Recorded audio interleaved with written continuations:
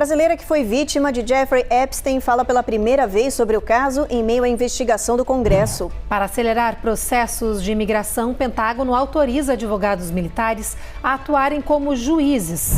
Tennessee aprova a lei que autoriza a aula de manuseio de armas de fogo para crianças a partir de 5 anos de idade nas escolas. Tenistas brasileiros perdem no US Open e são eliminados do Grand Slam de Nova York. E você vai conhecer os jovens brasileiros que criaram um jogo de tabuleiro para combater o bullying nas escolas.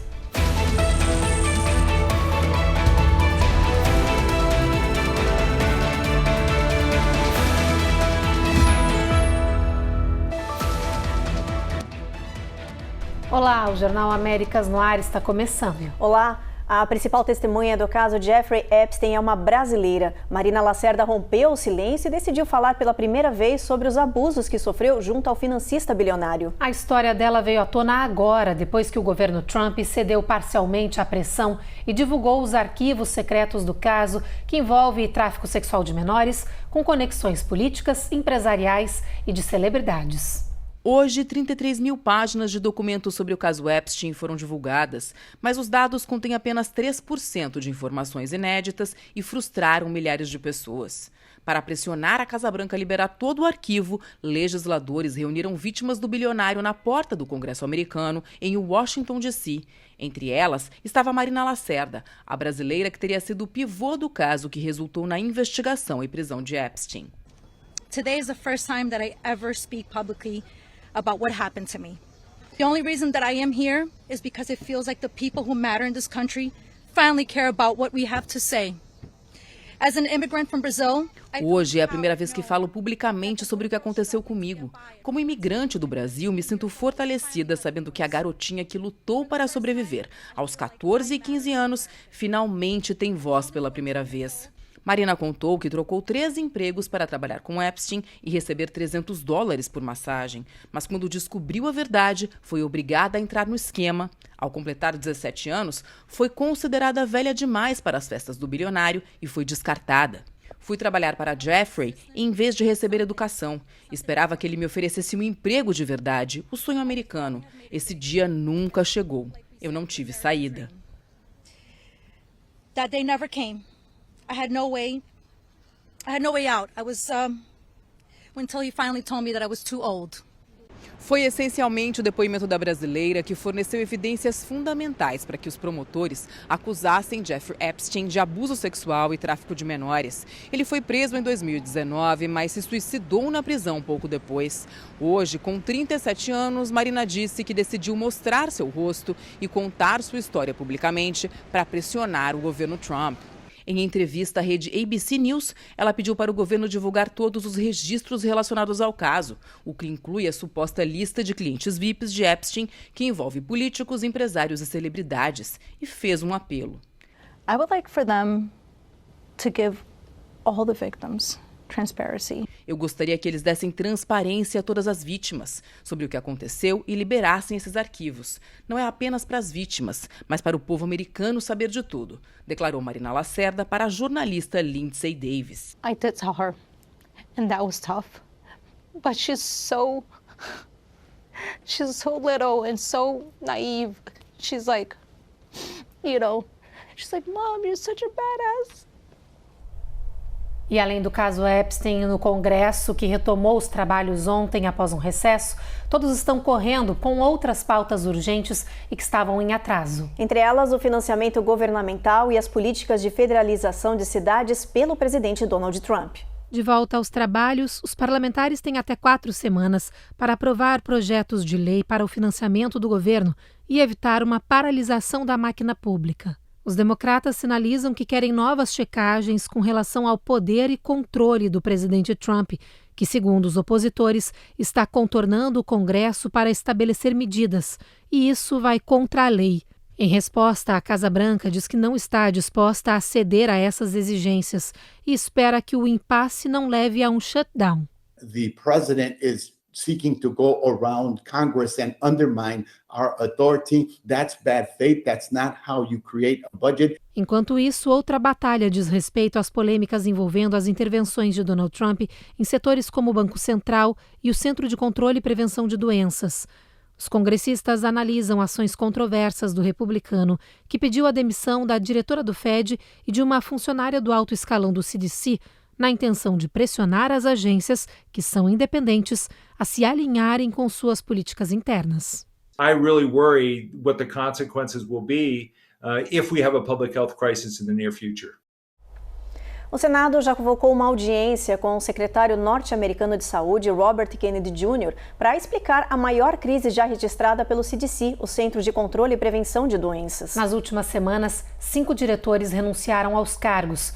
Vários funcionários pediram agora em uma carta a demissão de Kennedy e alertaram que o secretário está colocando a vida da nação em risco sem embasamento científico. A carta foi assinada por ex-diretores, atuais gestores e 1.000 funcionários do CDC e do Departamento de Saúde e Serviços Humanos, o HHS. O Congresso e vários outros órgãos receberam também o comunicado oficial que exige a renúncia de Robert Kennedy Jr., acusado de colocar em risco a vida de milhões de pessoas nos Estados Unidos por adotar medidas sem critérios e potencialmente perigosas. O documento é o episódio mais recente da crise que atinge o CDC. Na semana passada, a diretora indicada por Kennedy, Susan Monares, foi demitida com menos de um mês no cargo, após ela se recusar a aprovar novas restrições à vacinação que foram exigidas pelo secretário. O comunicado também aponta que Kennedy nomeou 8 novos integrantes do painel consultivo de imunizantes, profissionais que, segundo os signatários, não se baseiam em pesquisas ou evidências científicas sobre os benefícios das vacinas e as doenças erradicadas por elas. Os autores da carta denunciam ainda que o secretário e sua equipe não fornecem dados ou métodos comprovados para justificar a decisão de revogar as autorizações de uso emergencial de vacinas como a Covid-19, justamente no momento em que a doença volta a crescer no país por causa de uma mutação perigosa. O Senado convocou o secretário Kennedy para uma audiência pública amanhã. Ele deverá prestar contas e esclarecer os rumos da saúde pública sob sua gestão. Depois do intervalo, o governo Trump considera declarar emergência nacional de moradia em breve. E comitiva brasileira comparece à audiência do escritório comercial da Casa Branca.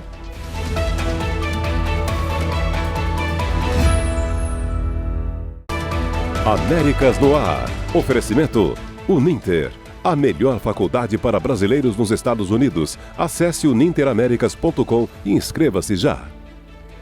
Envios BR, solução de envio para suas compras e negócio dos Estados Unidos ao Brasil em apenas 5 dias. Use o código RECOR20 e ganhe 20% de desconto no seu primeiro envio. Vida Máxima Account. Orientação especializada e suporte para sua legalização nos Estados Unidos. Seu futuro é agora. Use o código VIDARECOR e ganhe uma consultoria grátis. Reserve Ship. Recupere e mantenha sua juventude hoje. Visite-nos no sul da Flórida, em Orlando ou em Boston e renove a sua energia. Ei, eu sei que tá no intervalo, mas presta atenção aqui na gente. É que a Evelyn e a gente tem um recado importante para te dar. Já passou da hora de você se inscrever no nosso canal. Ativa o sininho e dá aquele like. A gente agradece.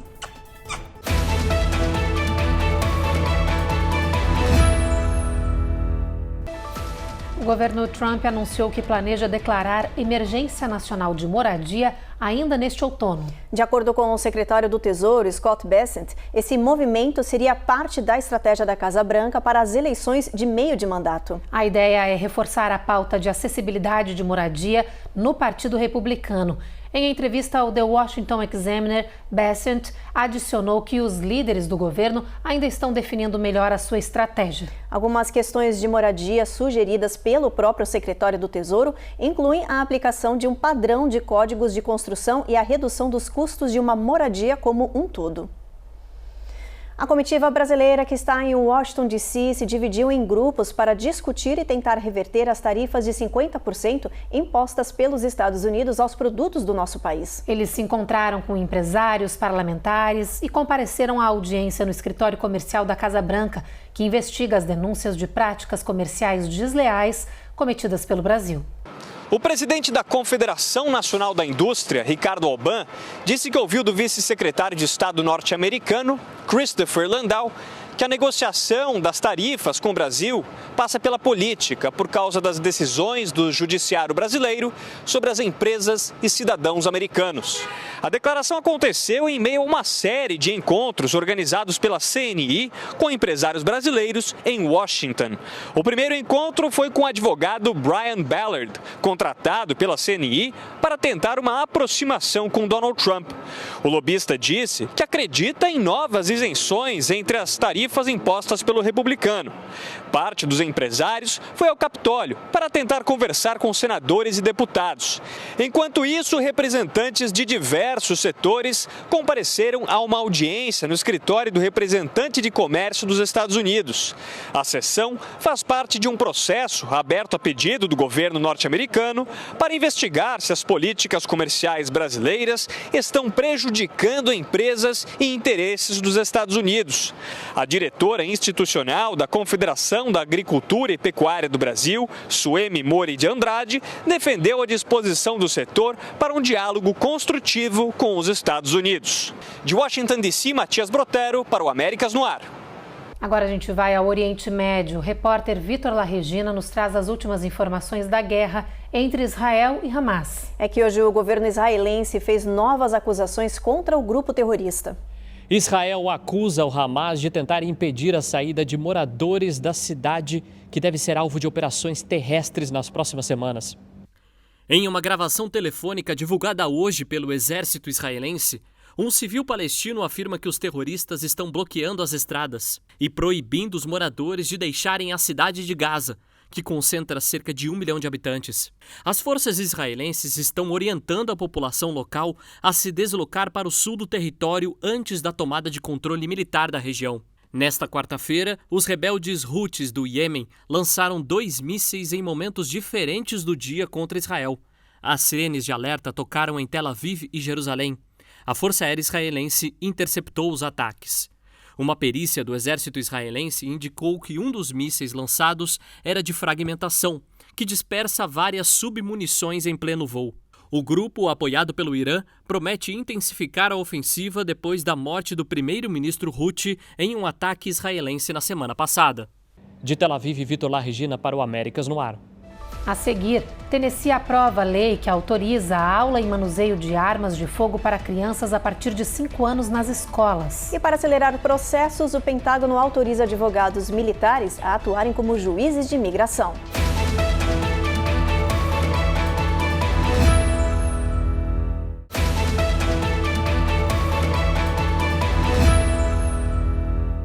O Pentágono autorizou que 600 advogados militares trabalhem temporariamente como juízes de imigração. A intenção é acelerar a análise dos processos pendentes e também a revisão de casos de liberação de vistos e green card.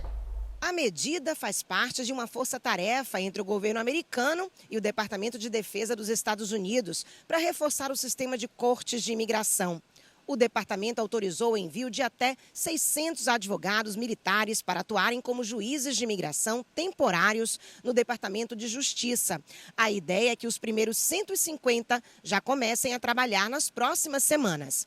Atualmente, os tribunais de imigração enfrentam um backlog de 3,5 milhões de casos, o maior da história. Esse número cresceu nos últimos anos com o aumento das detenções e deportações da administração de Donald Trump. Para especialistas, a entrada de advogados sem experiência em leis de imigração pode comprometer a qualidade das decisões e colocar em risco o processo legal. Mais de 100 juízes de imigração foram demitidos ou deixaram seus cargos recentemente, o que reduziu ainda mais o quadro de funcionários. Hoje são cerca de 600 juízes em atividade e a chegada dos militares, se confirmada, poderia dobrar esse número. Segundo o Pentágono, os advogados vão atuar por períodos de até 179 dias renováveis. Ainda assim, a medida levanta dúvidas de como esses profissionais vão lidar com a complexidade da legislação de imigração. Enquanto isso, organizações ligadas a advogados de imigração classificam a decisão como destrutiva e alertam que a presença de juízes sem especialização pode enfraquecer ainda mais a credibilidade das cortes. O Departamento de Justiça afirma que a prioridade é acelerar os julgamentos e reduzir a fila de casos, mas a medida deve continuar gerando polêmica no meio jurídico. Mais uma reviravolta na polêmica Lei de Inimigos Estrangeiros do século XVIII. Uma corte de apelações dos Estados Unidos considerou a medida ilegal. Essa lei de 1798 foi invocada pelo governo Trump em março para justificar as deportações em massa de indocumentados acusados de ligação com gangues criminosas latinas. O Tribunal Federal considerou que a imigração irregular não configura invasão ou ato hostil e não se encaixa na lei secular, que até hoje só tinha sido usada em períodos de guerra declarada. A sentença impede a utilização da legislação para remoções em massa e reforça o direito dos imigrantes a processos legais, incluindo defesa judicial e recursos em tribunais de imigração. O governo Trump criticou a decisão e disse que vai manter a luta contra indocumentados que são vinculados a grupos criminosos classificados como terroristas. O caso ainda pode ser levado à Suprema Corte norte-americana. Enquanto isso, no Mar do Caribe, os navios militares americanos atacaram uma embarcação supostamente ligada ao narcotráfico que saiu da Venezuela. Imagens divulgadas pelo governo norte-americano mostram o barco com pessoas a bordo explodindo em águas internacionais.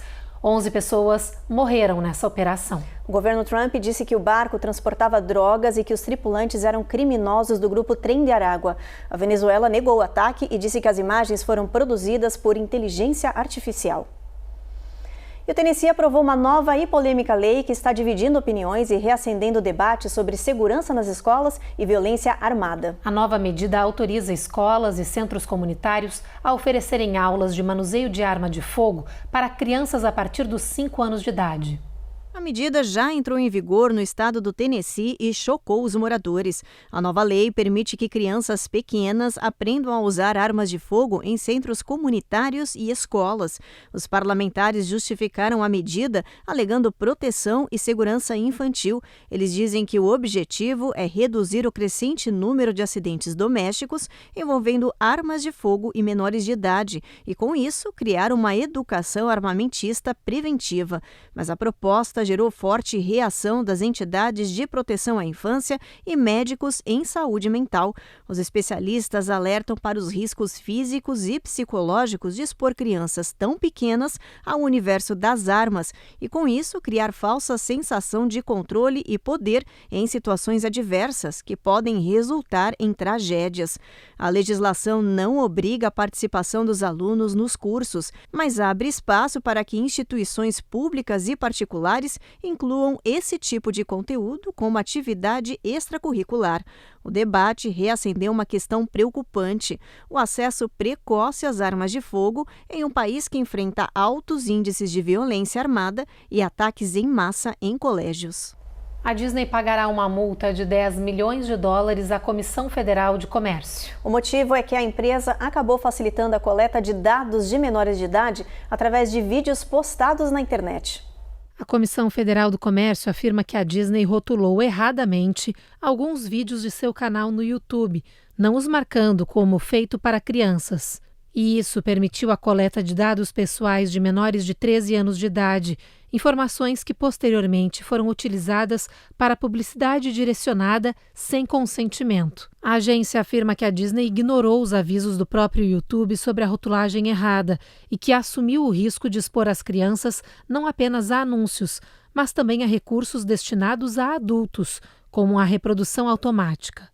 Após a decisão judicial, a Disney declarou que lançará um programa de análise de vídeos. A seguir, tenistas brasileiros perdem no US Open e são eliminados do Grand Slam de Nova York. E você vai conhecer os jovens brasileiros que criaram um jogo de tabuleiro para combater o bullying nas escolas.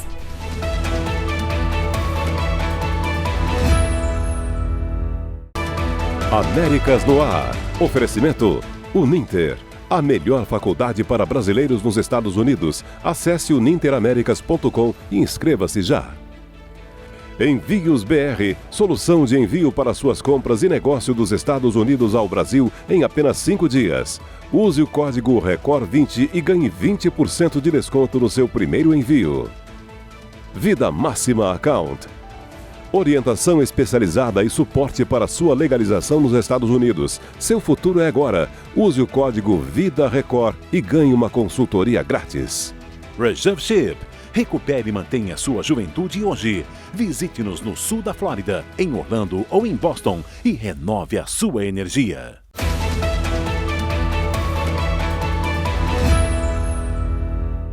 O Serviço Nacional Meteorológico anunciou que o fenômeno Laninha pode estar chegando aos Estados Unidos. Ele deve se instalar sob o território junto com o final do verão e fazer esse próximo inverno ser mais rigoroso. O fenômeno Laninha é caracterizado pelo esfriamento das águas do mar. Isso pode alterar os padrões de temperatura, precipitação e pressão do ar. As últimas previsões nacionais do tempo mostram que esse evento climático tem mais de 50% de chance de tomar os Estados Unidos ainda no outono e permanecer por grande parte do inverno. Com isso, segundo o Centro Nacional de Meteorologia, o sul dos Estados Unidos deve ter um inverno mais quente e seco do que o habitual. Já regiões como o Centro-Norte e Nordeste devem se preparar para temperaturas mais frias e umidade mais alta. Mais de 85 cientistas climáticos criticaram o novo relatório do governo Trump para o clima. O grupo chamou o documento recém-divulgado de enganoso e uma zombaria da ciência. Ainda segundo os cientistas, entre eles alguns dos mais respeitados do mundo, o relatório do Grupo de Trabalho Climático do Departamento de Energia é uma tentativa de apagar a ciência climática confiável dos registros. Os pesquisadores denunciam, em mais de 400 páginas, que esse documento governamental minimiza os perigos das mudanças climáticas e até sugere que elas podem ser benéficas. Eles criticaram veementemente que o relatório usou estudos de forma inadequada e ignorou, por exemplo, a acelerada elevação do nível do mar. Os estudiosos disseram ainda que o documento emitido pelo governo federal cria incerteza científica onde ela não existe e que sua única intenção é justificar a revogação de regulamentações ambientais.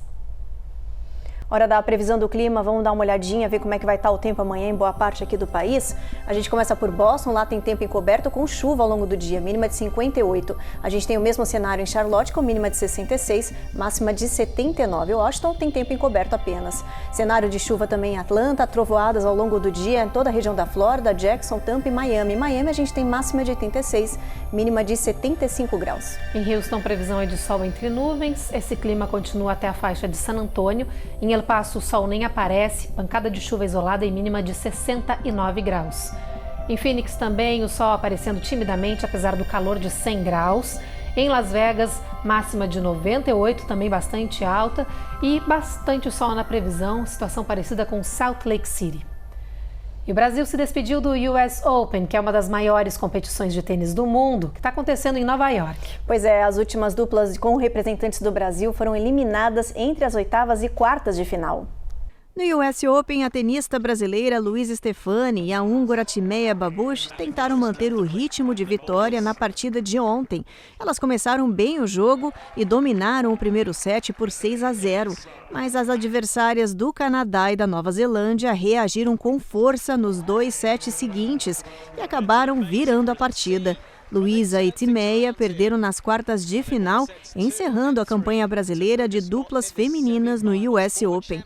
Já a brasileira Bia Haddad, que vinha se destacando na quadra, perdeu no início da madrugada de terça-feira para a norte-americana Amanda Anisimova. Ela foi eliminada nas oitavas de final.